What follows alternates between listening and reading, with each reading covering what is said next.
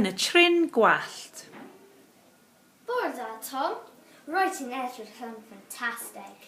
Diolch, a ti? Dwi'n wedi bob a wyliau. Nofiais i yn y môr a boeth traeth yn bob dydd. O, mae hi'n gret iawn. O, hyfryd, bleres ti? Es i i'r Eidal achos dwi'n mynd i gweld Colosseum. Dwi'n dwlu Rome achos mae môr yn glas. Mae hi'n haelog a dwi'n dwlu bwyd y hif yn iar. A fi, dwi'n dwlu bwyd y hif yn iar hefyd. Sut oedd y tywydd yn y Eidal? Wel, yn bob yn onest, mae hi'n ddiflas a mae hi'n byrw glaw.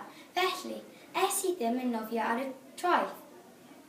O, mae gwylio swnio'n gret. Sut oes ti? Dwi'n mynd i'r Eidal mewn y wyren, gyda fy teulu a cousins, a dwi'n mynd i'r Eidal blwyddyn nesaf. Gobeithio bydd hi'n haelog a gras bwyd. Wyt ti'n mynd i gwyliau eleni? Nag ydw yn y ffondus achos mae rydrod. Ond dwi'n mynd i'r gwesila yn y brecwn. Dwi'n gyffrus iawn. Beth wnes ti?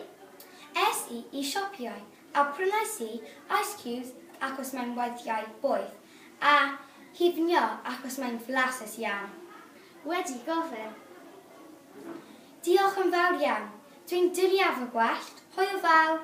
Hwyl fawr, welais i ar ôl eich gwyliau.